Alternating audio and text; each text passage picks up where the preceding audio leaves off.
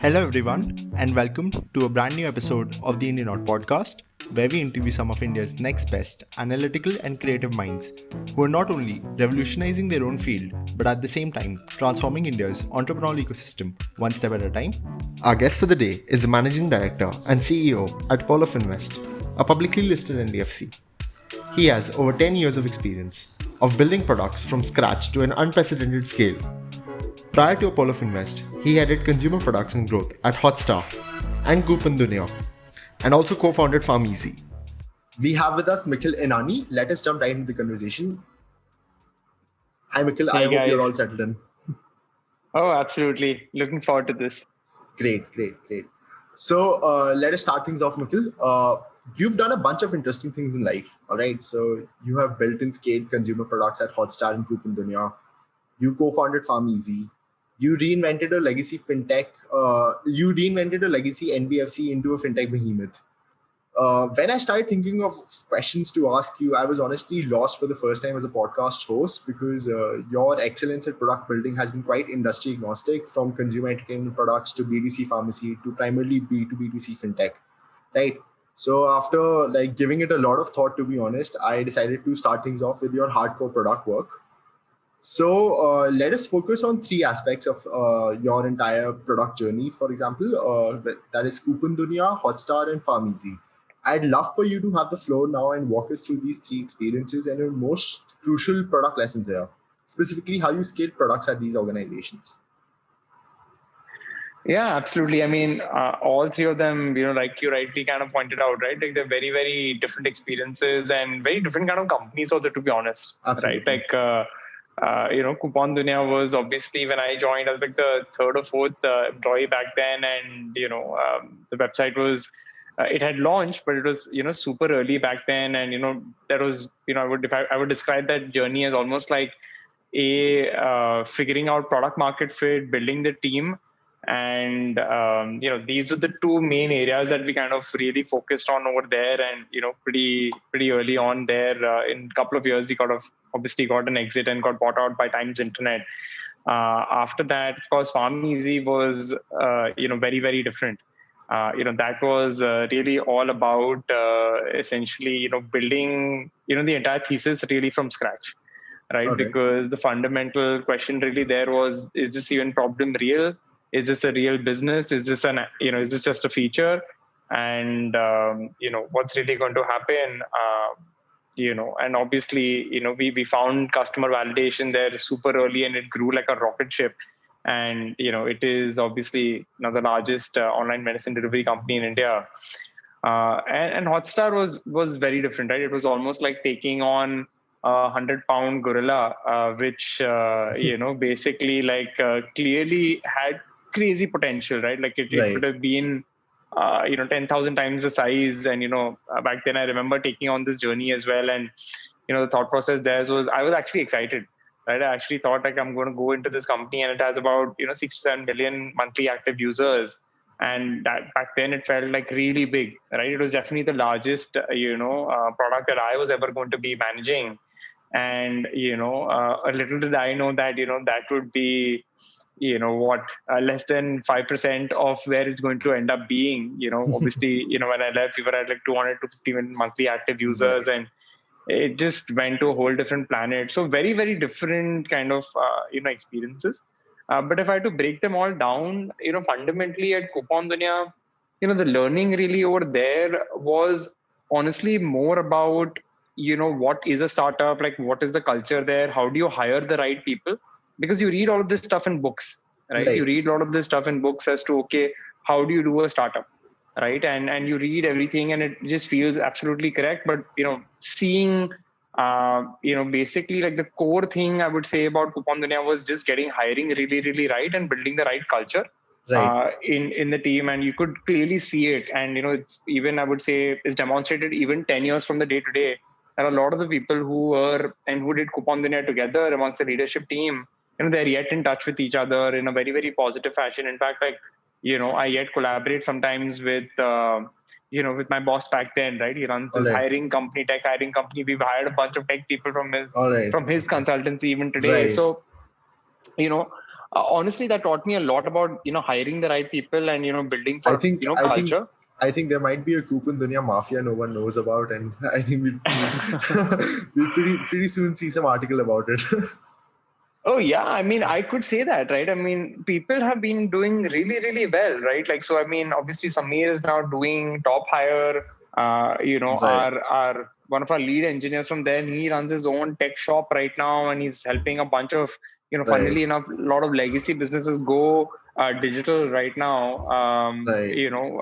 One of the tech leads from there is actually one of the tech leads at FarmEasy, who came All right. along with me. And even like when we got started at Apollo, right, like our initial tech lead was actually our tech lead from Coupon Dunia as well over there. So we have a Got lot it. of that, Absolutely. history. But I think history is important when building a startup, right? Like, well, your first So initial true. few hires are primarily based on history, right? You want that. It's very difficult to just start things off with a stranger. At least, I mean, that would be a learning over here. Oh, no doubt about it, right? And like very honestly, like I would, if I were to talk next about FarmEasy, right, I would say that honestly, like that, two things which we had very, very clearly going for ourselves, right, like right from day zero, is that we got the right team and we had the right team chemistry, Right. right? And we got the right team chemistry primarily because what you just mentioned right now is that, I strongly believe this, that when you're building a company, like initially few hires, they can't be like hires, right? Like they have to be like, people who you will interacted with, worked with before, or you have very, very strong references for, Right. Right. with people who have you worked with before. Right. Because there are enough things which are ambiguous, Right. but you can't have weak foundations in a company, I right? mean, just to simplify it, you need your people, right? Like Mm, you need either validation from like close friends and family that that person is the right fit for yeah, your organization, or you actually need your people when you're building things off for the first time. no doubt. And like ever since Coupon Dunia, by the way, in every company I've done this, right? Like literally at FarmEasy, like the initial 5-6 people in the tech product team were all people who I've worked with before, Right. right? And they all actually came from Coupon Dunia or were like one arm's reference from Coupon Dunia. Right. By the way, the same system got repeated at Hotstar too, All right? right. Like at Hotstar, literally the biggest problem I had initially when I joined was that, the whole company was running in 10 different directions, right? And the biggest problem I had to solve is from a CXO level, just get the top down approach correct, right? You need your people, like, right, you rightly Right. said, right? And in a company that size, you can't be a one man show, right? At a Right. company like FarmEasy, it's possible to be a one man show. At a company like Coupon Dunia, it's possible to be a one man show because Right. they're not massive companies. But the bigger the company, the more you need multiple, in a way. I would call them like pseudo, co-founders in a way, Right. where you kind of be like, what, tech is really your problem, product is your problem, hiring is your problem. Right. Like, I need to give away my nightmares to somebody else, basically, right? And that's Uh, the right approach, right? I think so many like founders like go down this pit hole where they're unable to like what's like delegate responsibilities, right? And oh yeah. that's something that happened. And like you said, that you're able to delegate like entire departments or like entire verticals to people you trust, right? And I think that's a very crucial thing that's needed in a startup, right from the get-go, that you have the power to delegate. Yeah, I mean, ultimately, like I would just say, you need to trust the people that you hire, Right. right? Like I can't be, I wouldn't get in a person in a company if I told them something, and I have to keep thinking that I have to follow up whether this will be done Right. or not. And if Right. I don't follow up, it won't be done because they don't care and they'll drop the ball, Right. right? It's in many ways, like my favorite analogy is this, right? Like it's like being part of a sports team, right? Right. People keep saying like companies are families, this and that. Like companies are not families, right? If your sister is like really lazy, you'll be completely fine with it. But like, you're part of a sports team, right? Right. Like, I mean, Right. if you pass the ball and it's an open goal, that person better score. If he misses too many goals, you're going to be like, dude, you're off the team, right? Like Right. you're Yeah. killing us. Right. So it's the same concept, right? But once you have really great chemistry, working with each other, playing with each other, like in from that sports analogy perspective, Right. and you're a great combination, like you become deadly, right? Then you take on anybody and you just are going to beat them. because you have your team, right? And the same has held true even at even at Apollo, right? Like we got a lot of the people that we knew day in day out, like in terms of just working with them. So you're really solving the problem Right. instead of solving your internal dynamics. Absolutely. This is a weird question, but in the analogy you used, right, the sports team one, do you see yourself as the leader of the organization, the coach of the team, or the captain of the team, or how do you see yourself in that role? Very honestly, like you have to. I mean, I think you have to play a bit of both, All right. right?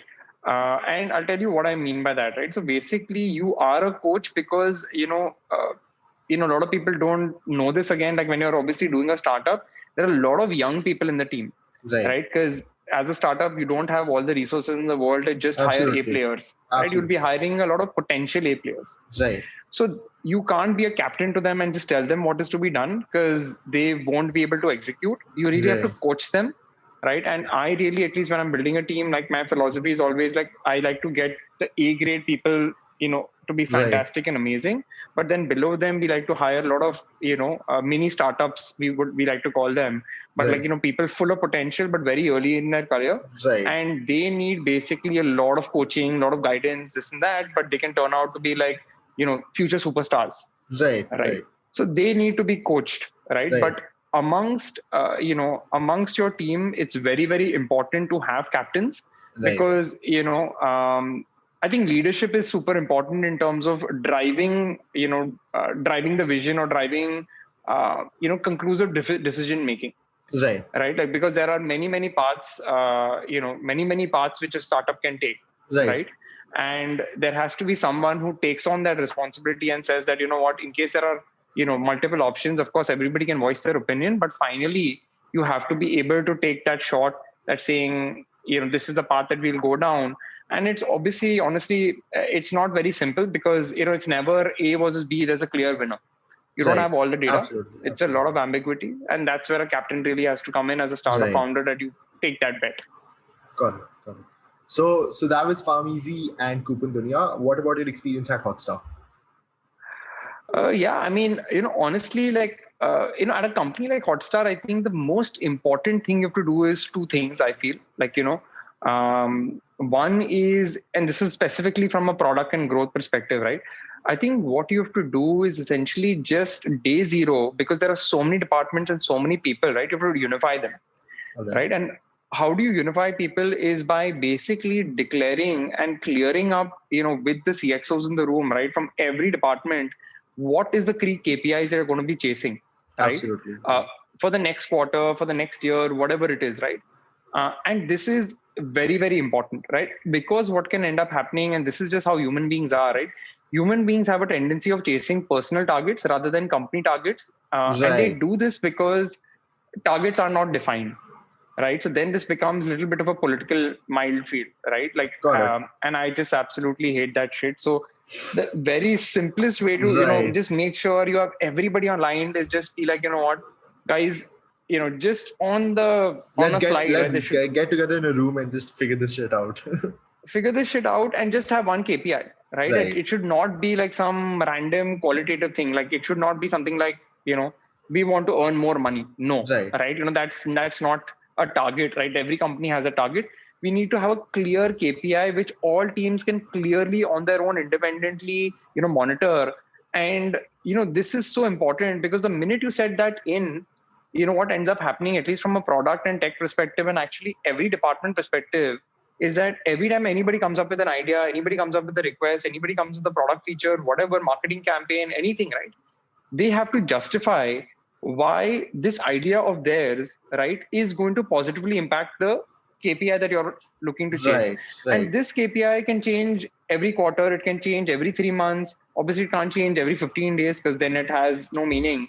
But the Right. point is, set defined frequencies around which you want to change this. Right. But as long as you do that, big problem solved. And obviously, the other thing is what I already previously mentioned is that you have to get the key hires absolutely right. You have to hire top down, Right. right? If you kind of go hire like 10 people, and then you hire the leader, it's completely messed up, because the leader may come in, he may have a different mentality, different kind of way of building his team, and ultimately you have to trust the opposite Right. person to build their team and be a superstar in what they're amazing at. Because as whoever you are in the company, whether you're the CEO, whether you're the head of product, whoever, you are good at that particular thing. And in a company that large, you should not be this person who's hungry for basically doing everything yourself, like being Right. those paranoid founders. It doesn't work when you are building such a large company. That sounds great, Nikhil. Uh, I think another common element in your experience at building products has been that you have led radical shifts in product strategy. Whether it was Coupon Dunya 2.0 or Hotstar 2.0, and later even Apollo Finvest 2.0, you've been pretty much fearless in your approach towards building products, right? Where does this vision come from, to shake things up so radically, and how do you go about this process? Yeah, I mean, you have to constantly, I would say, very honestly, you have to see what the customers want, right? Like, I mean, that's Right. in one line, that's what I do, right? Like, I mean, my philosophy pretty much across all of these products have been, it's been pretty similar. What I try to do in every place I've been is really focus on actually your core set of customers. So like every company, right, it has that passionate set of customers, and it has a long tail set of customers, right? Like 80/20 most of the time ends up being true. Right. And one of the philosophies that we really follow is that we interact very closely with our power customers, That's the right? Because 20%. actually, correct, Right. right? And they will be extremely vocal about everything they love and hate about you, especially what they hate about you, right? Because Right. that's with the long tail customers, they'll be kind of opinionless. Their opinions will be very Right. generic, They'd right? be It'll be less like, passionate about the product, right? I mean, the usage would be, while it could be frequent, but they'd be less passionate about it as compared to the 20%. exactly, right? And if you ask them, they'll always tell you like, "Arey yaar, make it cheaper and better," right? Like something like that. You'll get very Right. generic feedback, right? Right. But when you talk to your passionate community, basically, right, you get very clear feedback from them, right? All right. And if you constantly kind of listen to them, you will know what is coming up next, All right. right? With an example with Coupon Dunya, 2.0, and this sounds ancient, but this is like back in 2010. We really had to rethink what is next, and back then, what was next is clearly mobile, All right. right? We were completely optimized to be desktop, and we had to rethink pretty much everything. I remember back then, when we were trying to hire like iOS and Android engineers, etc., it was quite a task, Right. right? Right. Because not many of them were around, and a lot of our web engineers were becoming Android engineers on their own by actually studying the stuff themselves, right? Right. Right. Right. Right. So Right. we were in that kind of territory back then, but we knew that was inevitable, because like when we were talking to our customers, they were telling us that we are already looking at your website using the mobile phone, and it's a pretty crappy experience, right? So Right. when you kind of keep getting that thing, there's no two ways about it. You have to actually deliver what you think comes in the future. Hotstar 2.0 was again a very similar story. Like not a lot of people know this, but when Hotstar started, it was completely, the tech portion was completely outsourced to Accenture actually. Okay. All right. Yeah. So if you have to be $1 billion OTT platform, right, Right. and you're scaling like the way we are, and we're breaking like world records when it comes to concurrent video streaming, things like that, right?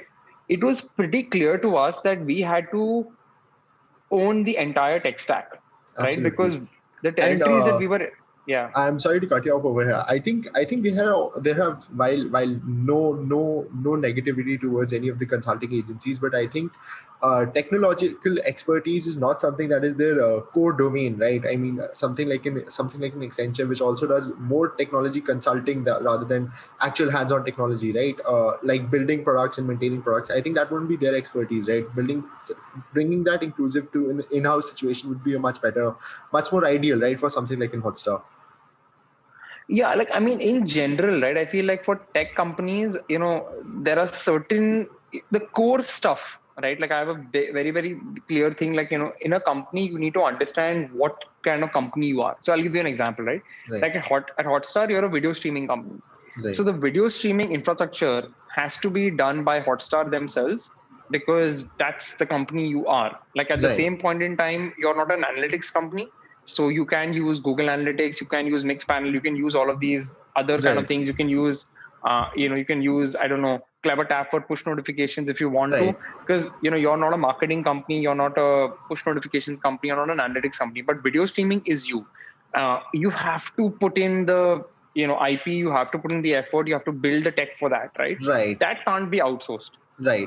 Because like if you start outsourcing this stuff, outsourcing in the long term is pretty expensive, and B, you end up having an average product, Right. right? Right. And if you want to be a if you And want to be a billion dollar, I think yeah, outsourcing would also cause problems when it comes to a long term versus a short term scenario, right?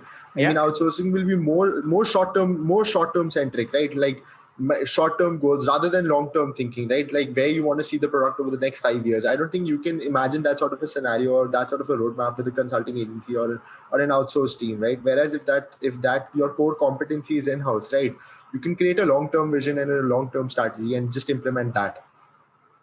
oh yeah. I mean, fundamentally, you just have your future in your own hands, Right. right? So you have to like, I think core competency has to be owned, Right. and it's really important to understand what is the definition of core competency, Right. right? Like building everything in house doesn't mean you build everything in house, right? You have to identify what's your core, really, make sure you smash that out of the park, right? Because Right. that's your IP. Right. um, so we recognize that at Hotstar, right? And we really knew at Hotstar we have something special, right? Because honestly, like we had a joke in the office that if we all went to Miami for like 3 months and just took a vacation, and assuming everything in the system remains stable, we would come back and numbers would be 60% up in 3 months, because that's the demand and product market fit that Right. Hotstar had with Right. Geo and the content really coming Just together. right. Right. So our job was really fundamentally, can we build a rock solid, fantastic, scalable, stable, OTT platform? Right. Because the kind of challenges, that we faced at Hotstar, like honestly, there is no engineer. Yeah, and I say this even today, by the way, there is no tech stack in India which gets the kind of pressure which a streaming platform like Hotstar gets, right? When there is a Absolutely. live match, right, of cricket match, when you're Absolutely. getting 10, 20, 30, 40 Just million the sheer concurrent users, volume, right? Just the sheer yeah, volume of users. it's insane, Right. right? Like it can, you know, uh, I mean, literally when it came to hiring, right, we were looking across, like we were looking across China, we're looking across US, we're looking across various geographies to see where can we hire talent who has seen Right. something like this, right? Like we used to call it like a, audience tsunami, right? Right. Because that's Right. what it is, right? It's all of a sudden, I mean, something is you're happening. dealing with cricket in India. That was bound to happen. Yeah. Correct, right? And it's just madness, right? Like, so, you're running, dynamic ads, you're running dynamic recommendations at that kind of volume. It's huge, right? So, Absolutely. you had to make sure you get that and you own that in order to become that billion-dollar company. And so over there too, in hindsight, honestly, back then it was a huge challenge, by the way, convincing the entire management for this, right? Because it meant, by the way, in Hotstar, right? It meant 6 months we are doing no new product features. We are just reinventing or rebuilding everything we've built so Right. far over the last 3-4 years. We're going to be doing it everything in 6 months, Right. right? And that's a crazy decision, because imagine it's like a 200, 300 people in company, and doing like, I don't know, 500, 600, 700, 800 crores of revenue back then, and telling the entire company that, hey, pause for six eight Right. months. It can take a lot of breath out of executives. Absolutely. But credit to them, right? They kind of understood that in order for us to move fast in the future, we have to Absolutely. move slow now. Right. And it took a lot of convincing, but they bought it, right? They bought it. They understood this is the future, and obviously everybody's kind of reaping the benefits of it today. Hotstar's become into like this technological entity, by the way, which is Right. obviously present in India, but this box is now being deployed in US, in UK, in so many different countries. Right. It's a flick of a switch, and it can be on in any country you want in Absolutely. the world. And that's the magic of something like this, right? If you build tech stacks well. Finally, at Apollo, really, I would say, like, large part of what we've done, the credit of this goes to like my co-founder Diksha. So basically, she is somebody who has like significant amount of banking experience. Right. And, we used to obviously keep brainstorming on this stuff. And, I used to be like from the startup industry, and she used to be from, Core the banking banking industry. industry. Right. Exactly. Right. And, obviously she understood what was wrong in the ecosystem over there. And I knew a bunch of fintechs, through my circle, and I used to keep hearing problems that they had. And initially, very honestly, we started off like this as almost like just experimenting, right? Like we had a Right. bunch of friends who were doing some interesting stuff in fintech, and they had problems which I just felt like they sounded absurd to me, right? Like Right. problems like, as an example, taking like a year to integrate with a bank, or a year Right. to integrate with an NBFC, and trying out some experiments took like 6-8 months. It was, just the problems that Right. we heard Right. were just, it just made me like a little bit sick, right? Like something like this actually is even real, because Right. it's so frustrating, right? Like, I mean, imagine you have super talented people not Right. being able to create like, products which I would love to use, Right. because there's some silly bank who thinks that, or NBFC thinks that, they're not worth their time. And I kind of get the both sides, to be honest, right? Now that I'm here, because, Yeah, right, I think you're yeah, you're at the intersection of that Venn diagram, right? Whether it's yeah. a traditional bank or NBFC or a fintech, right? Yeah, you're right there, Apollo Finvest. Yeah. And here too, I mean, essentially, like I can get, whether traditional lenders and banks think, right? Because for them, all of these, and all of these fintechs and all this new stuff, it's very shiny, very attractive, amazing. But the reality is that they're managing like, I don't know, 1,000, 20,000 crores, 10,000 crore kind of businesses, right? Absolutely. So for them, this is the future, right? But they don't think this is the present, right? And it's Like, not a priority uh, right now. It's not a priority right now. exactly, right. It's, I mean, honestly, like, the other day, I was having this debate with somebody, and somebody really smartly told me that, listen, like, at the end of the day, maybe these big banks and NBFCs are thinking we'll adopt a playbook exactly like, Reliance, right? Which is like, tomorrow, let everybody just fight it out, and whoever looks like, We'll they're acquire the they're doing winners. decent. Right. Exactly, right? Because Right. for them, they have the money, Right. right? And I was actually like, yeah, it's an expensive strategy, but the reality is they have the money to burn. Right.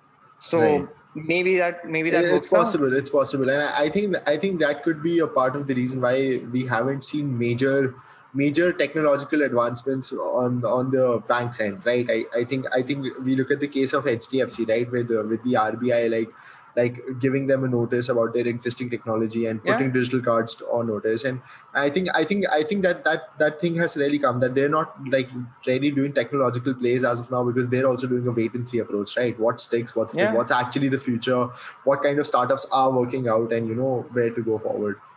So we'll do a deep dive into Apollo Finvest later, right? Before that, yeah, I just have one more question, and I just wish to talk about FarmEasy for a minute, right? yeah. So I think recently this news came out that FarmEasy is expected to be valued at over $1 billion, right? It's about to become a startup, and you were there when FarmEasy was at day zero, right? So tell us about FarmEasy's origin story, your role in it, and what led to you leaving FarmEasy. Oh yeah. So I mean, literally, by the way, where I'm sitting is my dining room right now, and the origin story starts literally here, right? So on this Right. very table where I'm sitting, actually, is where Pharmacy actually got started. And the story is pretty, interesting. So I'll tell you what happened, right? Like, essentially, this was a very, very interesting conversation. I was having this with, actually one of my roommates from CMU. So I did my Okay. master's from CMU, Right. and Right. this roommate of mine, Hardik, he was basically in a medicine distribution company, Right. right? Which is obviously now one of the largest in India in terms of distribution, right? And we used to have these conversations with them quite a lot, that they used to back then they were aggregating and basically really bring in economies of scale when it came to distribution. And because of that, they used to obviously have a good amount of margins back then. And me being the consumer guy back then, used to keep telling him that why don't you go the entire hog, right? And then build something consumer facing, and then you can have the entire economy of Right. scale going on, and the entire value chain, and you can actually bring in something to the end customers which would be so amazing, which is medicines at a affordable price. And he used to always keep telling me, listen, I have no bandwidth, right? Like, I have my hands full with what we're doing, and it's just Right. impossible, right? And then the minute basically Coupon Dunya got acquired, and And this is when I just got married as well. Like, after Coupon Dunia got, acquired back then. And I think after that, about 5 to 6 months, I was thinking about what to do next. And, we literally just met up for dinner and he said, like, I want to discuss something with you. And, that dinner conversation was basically the start of Farmeasy, right? Where he was like, Right. Listen, you've been really like saying, these things, why don't you do it? Right. Like, and this is what happens when you give your friends like, ideas and Too you keep much pushing advice. them. Exactly. Right. It comes back and bites you. Right. But you had the, like, you were able to back your words, right? They were you had the idea to come up with it. Yeah, like you had the mind to come up with the idea, and you also had the knowledge to actually execute that, right? Which you did. Oh yeah, I mean, like I said, right? I mean, I've been very fortunate, right? I've been Right. very fortunate because, like, I mean, like, not everybody has a friend like this who you can even give an idea like this in the first Right. place. Then obviously you discuss this. The next thing I do is basically get together with a bunch of people who are working with me at, and I was like Coupon Dunia employee number 4. I literally called up employee number 5, 6, 7, and 8 and said that, listen, this is something which we're doing. We're getting started tomorrow night. So after office, let's just do this, right? And very candidly, like, I mean, it's crazy, right? People just, it's crazy to think of it now, but like people had no questions, nothing. Like, yeah, let's do it, right? Like, what can go wrong, right? Right. Obviously, like, we realized later on, so many things could go wrong because we're literally delivering Right. drugs. We're selling drugs online, Right. right? Like, we didn't think of it like that, but obviously, like, crazy amount of stories out there, for that particular thing. But no, I mean, that's how we really started, right? Like, and Right. I remember back then as well, like, the first app of Farmeasy, right, was basically like this really, really ugly looking app. It was like this pink color app. Right. It had 2 screens, right? The first screen basically said, take a photo of your prescriptions and get 20% discount on your order. It Right. had like a huge button, which was Right. nothing but a camera button. You took a photo. Got it. The next page, we took only your phone number, right? We did All not right. take your name. We didn't take your email ID, no address, nothing. We used to just literally, that was the order, right? Right. And, back then people were like, build a proper e-commerce site, like something like Flipkart or something like that, just have all the medicines, everything. And we were just like, lazy, right? Because we wanted something out in 24 hours. So you Right. can't build like that entire thing in 24 hours. So we're Right. like, okay, what's the laziest way to do this? Let's just take a photo, give me your phone number, tell them 20% discount and see if people order, right? Because the Right. first question was like, and even we had those questions, right? Like, if you're ill, you're not going to be ordering and sitting and waiting for your order, right? I'm like, not well. I want the medicines Absolutely. now. Like, Right away. 5 minutes, I'll just go and get my medicines, right? And then we did this, and obviously later on, through data, we started realizing that not only do people want this, but there's very specific kind of people who are ordering, which are people who have these chronic illnesses, right? Which are like high Recurring blood medicine pressure. requirements. Right. Exactly. And Right. that is now, that was the magic, Right. right? Because, and that was like a make or break situation for Farmeasy, right? Like, most companies, they would have tried to like, really stuff down, Crosins and things like this, right? Because they would feel like, we're getting a lot of orders, right?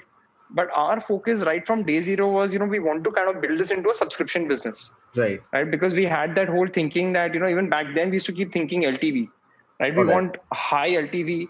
We want like really, really strong community, built into Farmeasy. We want that high Absolutely. virality effect. And I think what another factor why that high LTV matters over here is that because if you're able to get those customers who have recurring orders, right? So you also have a sense of an idea that this is my monthly active user base or my weekly active user base, and you're able to like maintain that, and that stays maintained, right? That can only grow because these are recurring orders. Like these people are with you for the longest time now. Will be with you. Yeah. 100%, right? I mean, literally, by the way, like in our board meetings, like, our investors used to ask us, like, there was this one really smart investor. He used to just ask us, he used to be like, I don't care about any other thing.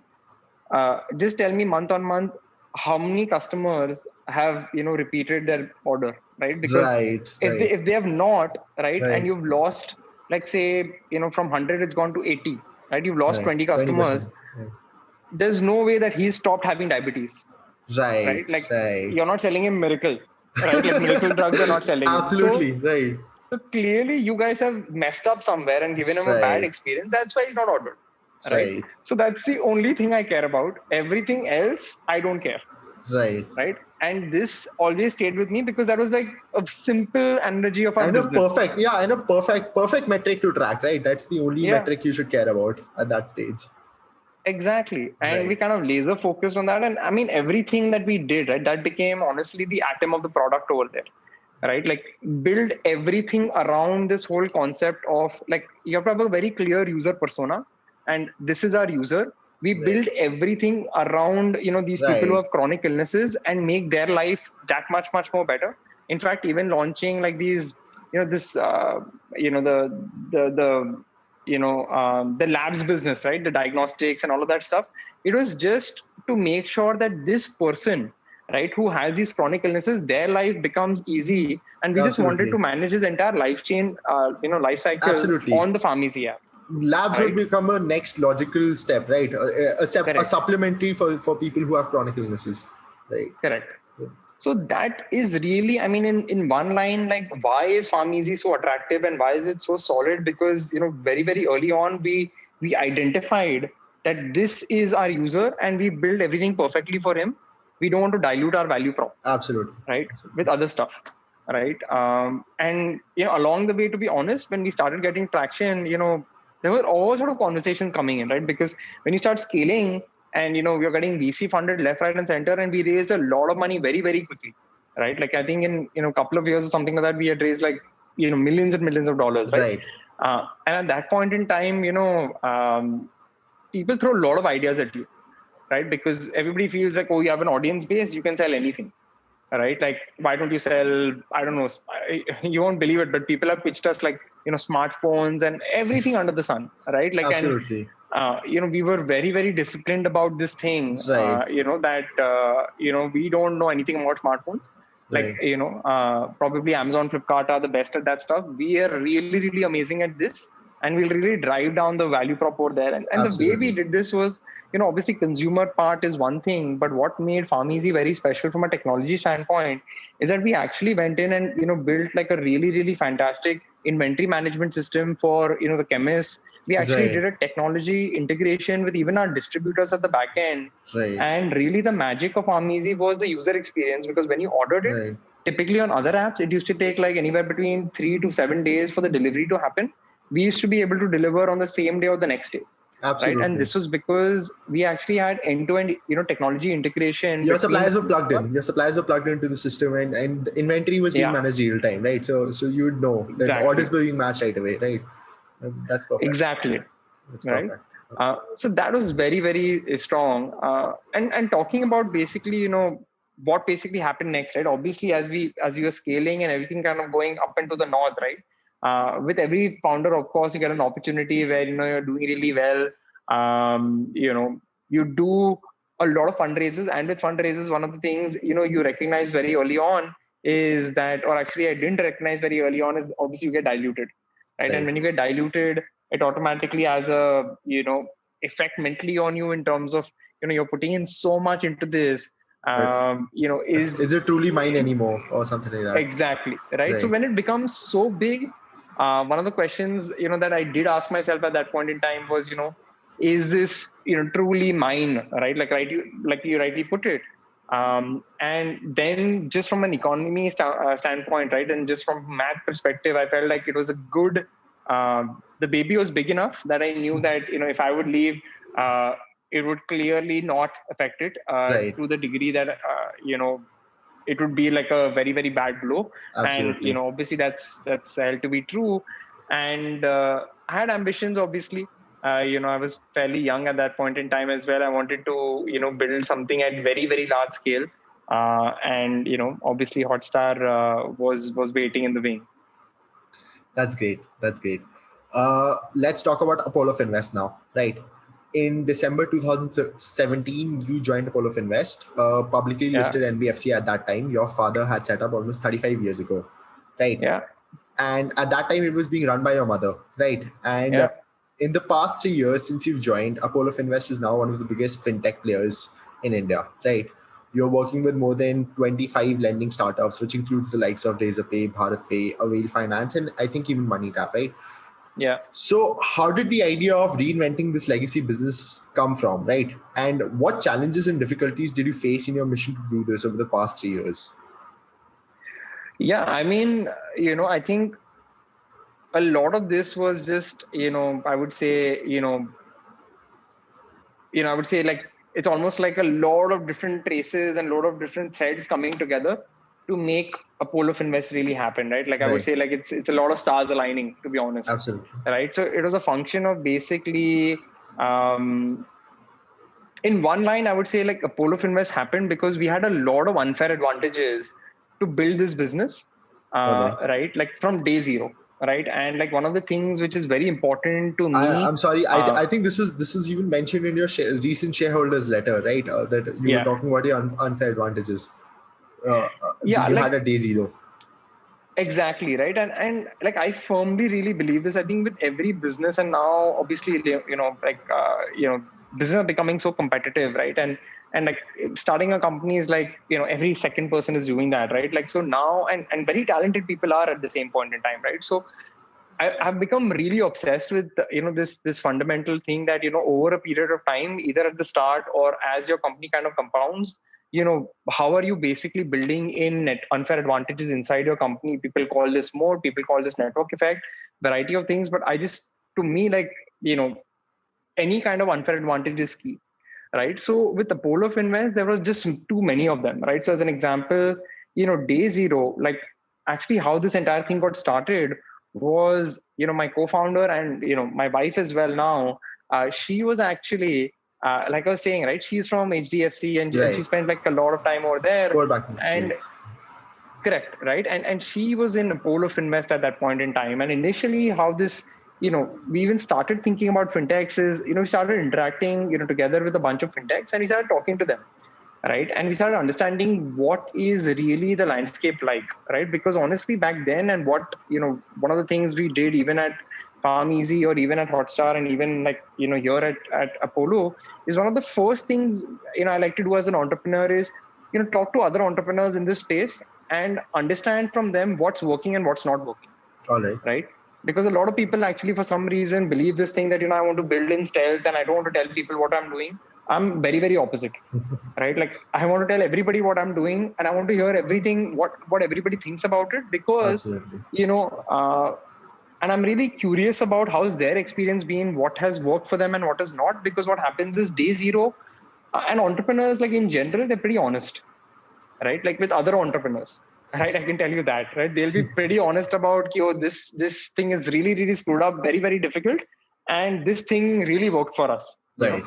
So, we try to basically talk to as many fintech founders, which would basically pick up our call, right? And I think we almost spoke to some, almost close to 50, 60 fintech founders back then, right? This is back in like 2017 or whatever, right? So literally pinged everybody and we were like, you know what, we just want to talk. We just want to hear, what's going on in your business. And, is there some way we can collaborate, right? No agenda really, right? Like just some way we can collaborate. And everywhere we kept getting this consistent feedback saying that, listen, like the market is huge, clearly, from a GDP to debt ratio in India, like it's nothing. There are consumers which want the money, they want the credit, they are credit worthy, but the reality is the product that they want or the way they want it is not something we are able to deliver, because our backend NBFC or bank, or from a technology standpoint, there are just not enough systems out there for us to deliver the kind of user experience which these Right. customers want. But even with this substandard, infrastructure which is there today, we're able to do some kind of job. We would Right. love it if this was like 10x easier, right? Right. The next thing which really came into me was, my experience at Hotstar, right?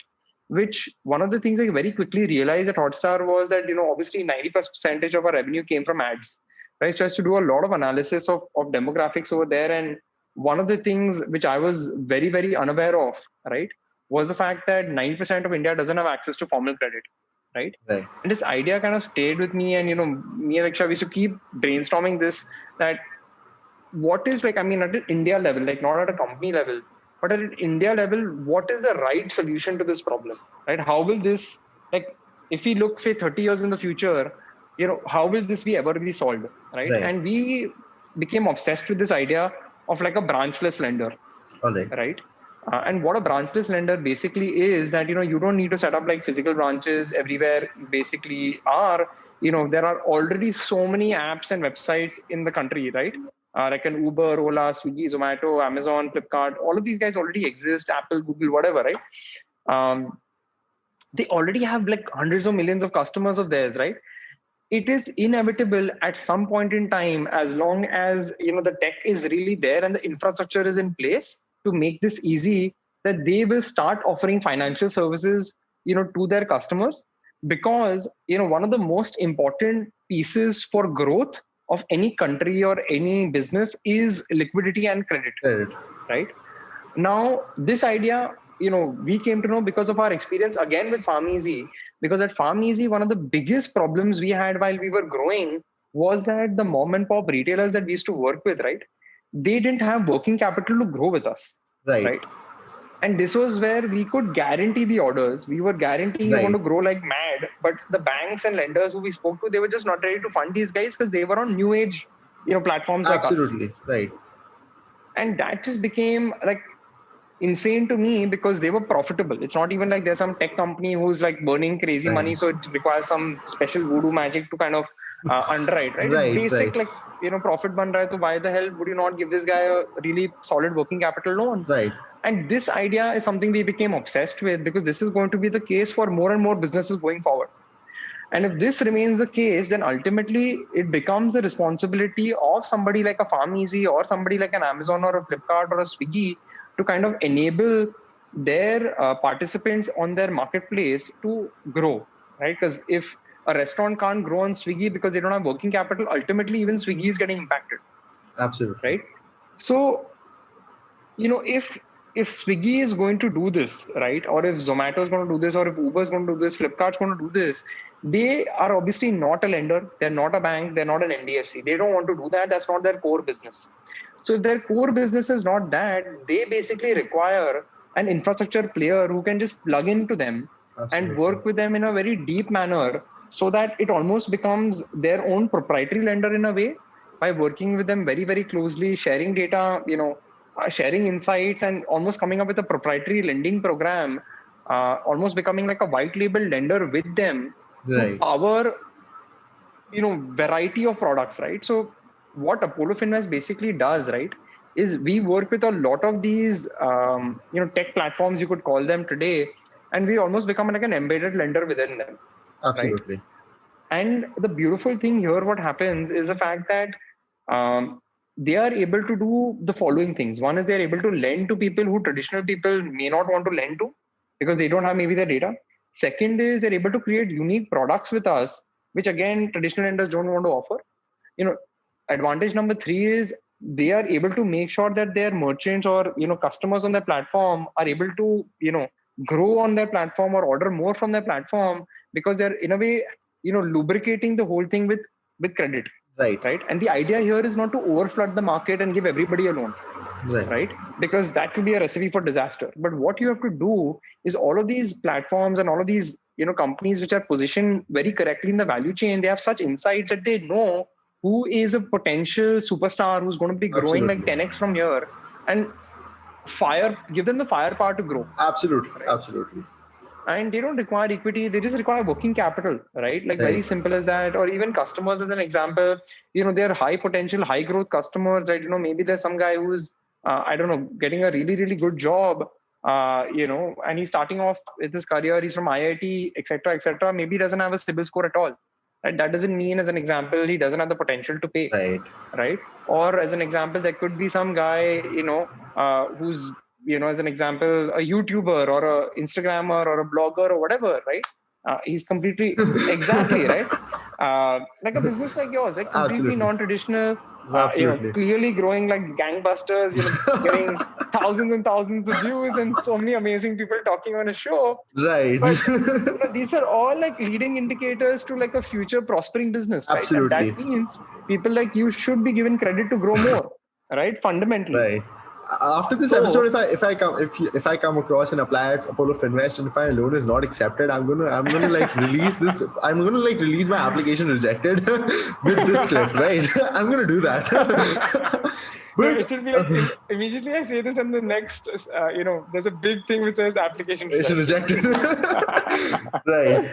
But I think what you mentioned right now, that whether it's new age tech companies or marketplaces, they have like various sources of data, right? They have various sources of inputs, right, or various sources of alternative information, right, which traditional lenders do not have. And they I think the power of making that underwriting decision, that should someone get a loan, if we are able to like collaborate with that marketplace and use their expertise, then just providing credit to a bunch of people who, like you said, do not have access to formal credit in the first place.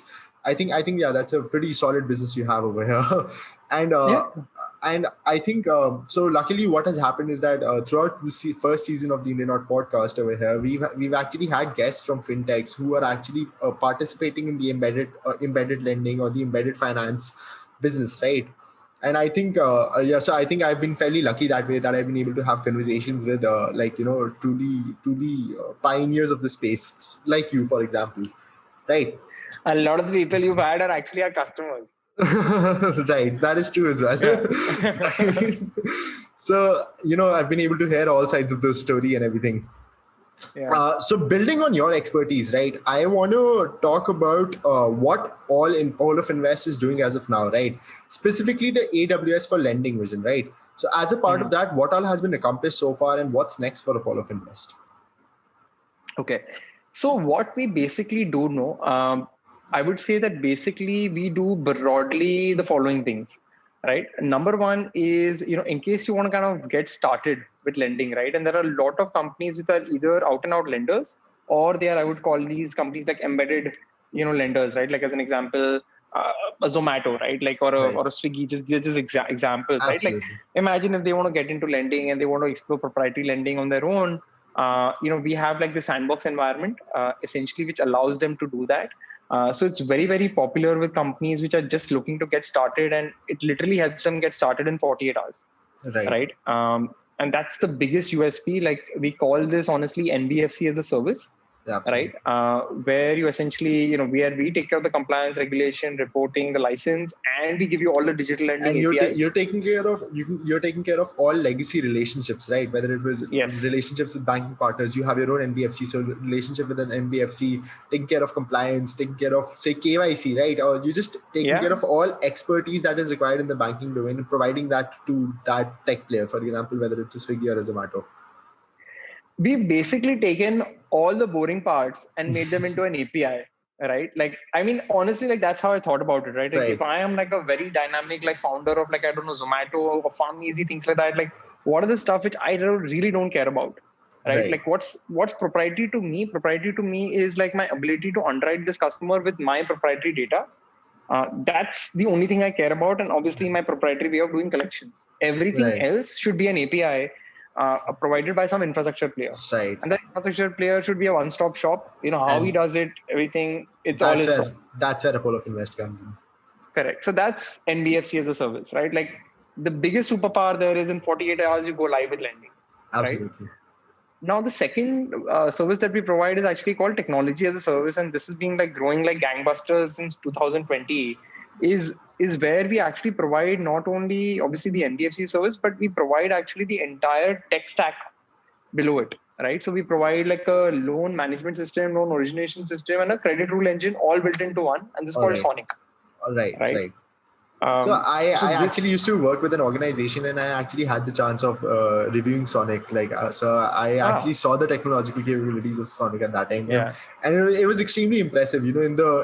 So I think during that time I looked at a bunch of loan origination or loan management systems, and Sonic just stood apart from all of them. Like Sonic was in its own league of the sorts. Yes. So I mean, we've worked very, very hard to make it polarizing.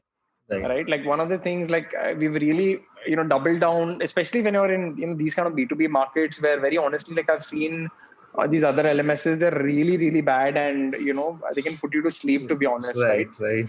So we wanted to be diagonally opposite. We wanted to make Sonic feel like almost like a video game of sorts. And I right? think is that where the name Sonic comes from? Oh yeah, it's exactly where it comes from actually. Because inside Sonic, like we've actually used a bunch of characters and icons and things like that, where it actually Right. feels you're in a Sonic video game, right? Because really, like when we were building this, and honestly, we were the first customer of Sonic ourselves. I was just like, this can't be, like the user interface which our team looks at every single day. So let's really make this fun, right? Right. Let's just have fun. Let's just go crazy with it and let's have Right. fun. And turns out like a lot of people resonated with that. Right. Clearly doesn't resonate with a certain sense of people, but like one thing we can clearly say is that whenever people look at Sonic, they can never forget it, Right. right? It's clearly either you're like on the side, oh my god, this is super cool, or on the side that okay, this is weird, right? So yeah, like But we're always I think the people who find it super cool are your kind of people, right? The kind of people you want to do business with of sorts. Right. exactly. So we're very very clear You're, from that perspective. you're adding a barrier to entry. You're adding a very invisible barrier to entry that if you can't understand Exactly. Sonic, you're probably not the right person for to work with us. Exactly, right? Like, I mean, we're basically like completely obsessed with, like if you're a digital tech savvy fintech company, we are great to partner with. If you're like a legacy company, we're not the best, right? Like we're not the best cultural fit. Right. And we're totally cool with that, kind of, segment, because ultimately, again, I feel one very strong thing is you have to be polarizing. You have to be very Absolutely. clear about who your target audience is. And I think another way to look at it is that combining two facts. I mean, probably there would also be a scenario that there's no causation between the two. But right, like you said, 90% of India does not have formal credit, right? So the legacy banks, legacy NBFCs, they're only targeting the 10%, right? I probably think they don't have the 90% or the next billion in their eyes when it comes to like providing them access to credit, right? And that's where new age players are coming in, right? They're the ones who are like tapping into that market. Probably these there won't be a causation, but at the same time there would be some sort of linkage between these two things which are going on in parallel. Yeah, I mean, I keep saying this, right? It's like, financial services in India today is like e-commerce back in 2007, right? Right. And in exactly like in 2020, where like, so many people, like pretty much everybody's first choice nowadays is just ordering stuff online, right? It's going to be the same situation in 2030, where, probably younger children are going to question us and ask us like, why did you ever go to a bank branch? Like it's going to be similar to going to a post office. Right. So like it's like I am mentally there, right? So like yeah, like I mean, if you're there, right, then you just build everything according to that world.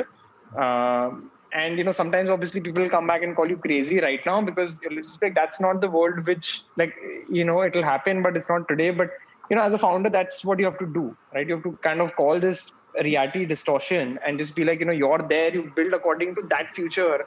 So very, very clearly, it will kind of, this theme will stretch across all of your products. Right. And finally, the last thing we do with Apollo, right, is it's this thing called capital as a service, where we kind of double down on our winners, right? So wherever we see fintechs, of course, doing really, really well, we come in with debt capital, and we basically really, really help them scale up, tremendously when it comes to lending by providing them with like a lot of debt capital. And the beautiful thing about it is it helps you lend like a multiple of the equity that you have access to. And the beautiful thing there is that you don't have to dilute any capital, equity, no dilution of the cap table, right? Right. So that's pretty interesting. And the reason why we do it differently is because we don't do it on a loan by loan basis. We do it on a portfolio level basis. And one of the big problem statements I think in India, which we have to solve from a digital lending perspective, is just increasing, the depth in this debt market, right, for fintechs basically, right? Because the way debt is done with traditional lenders is very, very annoying from a fintech's perspective, because every single loan they approve, reject, and it's a nightmare that you have to deal with the customers, because ultimately they'll come and eat you up in case the loan gets rejected, but you really have not that in your control because it's in your lender's control. So what we've really innovated on is we approve everything, but we monitor the risk in the entire portfolio, right? So the overall net user experience is fantastic. And if we see like a greater level of portfolio risk, instead of like just going nuts and rejecting everything, we just basically, have a conversation on the side and point out like what we think risky overall in the portfolio is and how we can kind of balance things out. Right. Um, Right. so that's the kind of approach we've taken. And very recently, literally in the last, 3-4 months now, we're very actively actually looking at even doing a bunch of angel investments All right. in, again, the fintech space. Index Right. space. And thought process is the same that, we've really seen like over the last 3-4 years ourselves, some of, our portfolio companies just go gangbusters, right? Like they've been growing like absolutely Right. crazy. And now we feel like with our experience, with our tech stack, with, with the data access that we have, we feel we can again add, honestly, like I keep saying this, but we can add like a lot of unfair advantage, to, in companies which we find interesting and obviously do investments in. So that's really the mentality over that there, right? that If we that find, also that also opens up doors for future synergies, right? Like future yeah, collaborations, because you have a stake in the organization. In the future, you essentially have a door open, right? That you can in the future collaborate with these organizations. I'm not saying mergers and acquisitions, but just be able to collaborate with them, and just be able to share information and explore potential synergies of the sorts. 100%, right? It just aligns incentives, right? Like, I mean, it's almost like basically, formalizing, like it's going from like friends to family, right? Right. That's how I kind of call it, right? So, I mean, when you do this, everything becomes a lot more transparent. People's incentives are aligned. They know all our cards are on the table. They know, we know their cards on the table, right? And then if we can collaborate deeply, it leads to like a lot more deeper, sustainable relationships where, everybody's incentives becomes aligned towards like, making sure that, the entity that we've invested in becomes highly profitable or whatever, becomes really, really strong as an entity going forward, and it becomes a very, very robust business. Right. Right. So That that's sounds what we amazing. do. That sounds amazing, right? Uh, Yeah. let's look towards the future now, right? So specifically, like I'd asked, what's next for Apollo Finvest, right? You yourself said that you believe every company will offer financial services to their ecosystem participants in the future, right? Hmm. And Hmm. Apollo Finvest already offers a very comprehensive API stack to its partners for lending services, right? Whether it's Hmm. disbursements, collections, underwriting, KYC, and whatnot, right? Uh, does Apollo Finvest plan on expanding their services to the core banking sector in the future? And if yes, what approach do you have in mind given the current regulatory environment, which makes it difficult for NBFCs to become full service banks? I mean, honestly, like I would just tell you this that, fundamentally on the landscape of the entire market, right? Today, like we are completely laser focused on digital lending, Okay. right? Because we think like this is an extremely strong vertical, and we want to like one of the core theses we have as a company is like we don't get distracted and we're like very, very rigid when it comes to being obsessed about that one thing and doing like we want to be literally like world class when it comes to um, Digital lending. yeah, like enabling anybody to go live in 48 hours. Like the next mission for the company is can we make it like, hours by 48 hours, Right. right? So the lesser friction you have, right, at the top of the funnel, like this is very, very crucial, right? Because the easier you make it, the more people will attempt this, and ultimately the market will be much, much more successful because there'll be more people, playing in the field, right? So we want to basically make, the go-to market basically when it comes to, digital lending, the barriers to entry should be like as low as possible, right? And if you do that, innovation will just be unleashed, because Right. many companies who are even thinking about this, they don't do it because they're like, oh my god, too much effort. If I tell them that, hey, in 2 hours you can do that, there'll be 10 people more who are Right. interested, right? So Right. that's the first goal. Similarly, like just the way we have done, AWS for lending, I am very confident that there will be an AWS for insurance, there'll be an AWS for mutual funds, there'll be an AWS for I don't know, right? Like you can think of Payments. Awesome.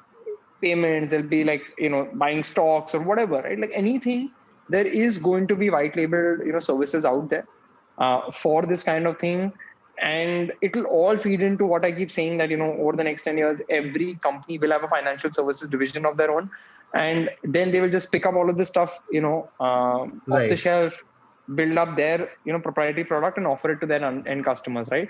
Now, whether it's an interesting opportunity for us. When the time is right, we may obviously look at expanding horizontally. but always the way we look at expanding horizontally is by listening to what our customers ask us, right? So Absolutely. like, what do our fintechs basically want us to do, right? If they say that, like we have a really strong interest in insurance, maybe we look at insurance, right? Like if they tell us we have very, very strong interest in mutual funds, maybe we look at that. Right. So clearly, I mean, there are ambitions to, drive towards and drive a future towards, I think this connects to what you had said at the start of the podcast, right? That listening to that 20% very vocal audience, that what do these guys want next, and what do these folks like or do not like about the platform, right? And just try to incorporate those changes when it comes to thinking of the next steps in your product strategy, right? So it 100%. I mean, literally, by the way, like in this company, right? Like, if I had to break down like my time spent, it's almost like 70 to 80% of my time is spent with existing or new customers. Like right, that's all I do, right? right, Only 20% of my time is actually spent inside the company doing something like uh, like my co-founder, she's like killing it, doing a phenomenal job running the company in and out.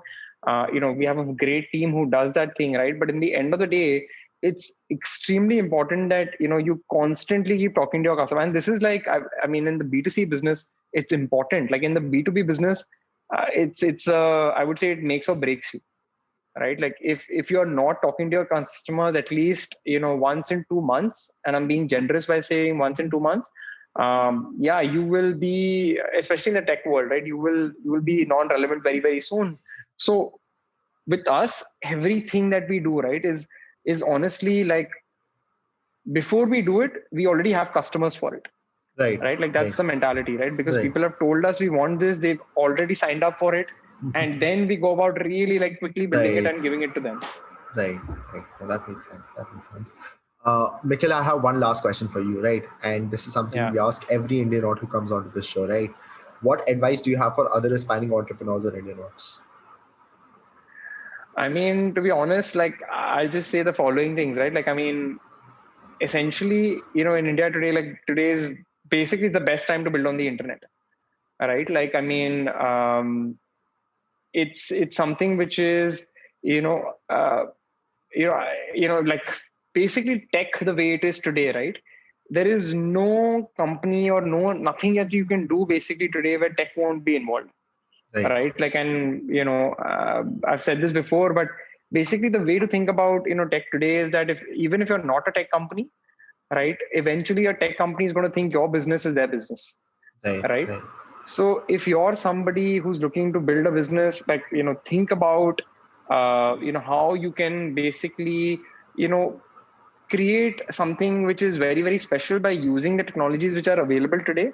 right, But fundamentally, like one thing which I will always say is that although entrepreneurship is very, very enticing, and it's made super sexy with all of these PR releases which go out, right? right, Know that it is honestly super difficult, right? It's right, one of the most difficult things you can do, and there's no guaranteed success. No matter who you are, you can be Mark Zuckerberg, and there's no guarantee your next startup will be successful. So my 2 cents would always be that if you're somebody who's interested and keenly pursuing a career in building your own startup, um, I would say that find a startup where you find an entrepreneur who you kind of relate with, who you think can be a really, really great mentor. Work with them. Be in the be next to them in the passenger seat as they are driving the car. See all the accidents that they do, right, and learn from that, right, and see all the right, amazing accidents that they avoid and learn from that too. right, And when your time is there to obviously be the driver, right, you will have a lot more knowledge and know-how to at least know to a certain degree what you can and should avoid, right, right? And that's really it. If you have the privilege and if you have the economic right. capability, always take on more and more challenging jobs next to amazing founders and team members, because ultimately, like, if you're surrounded by really, really smart people, they become your network, and you learn a lot from them, and you can always leverage them either in knowledge or having them join your team when you build your own company. Right. That sounds perfect. Thank you so much for joining us today, Mikkel. This has honestly been one of the most honest and one of the most insightful conversations we've had on this podcast. We wish you and Apollo Finvest the very best for the future. Thank you so much. My pleasure. Thank you so much. I hope you had a fun time over here. Absolutely loved it. Thank you so much. Thank you so much, everyone, for joining us for this episode. The Indian Art Podcast is available on YouTube, Apple Music, Spotify, and Google Podcasts. Be sure to follow us on Instagram and Facebook to receive all updates on the upcoming episodes. We'll see you in the next one.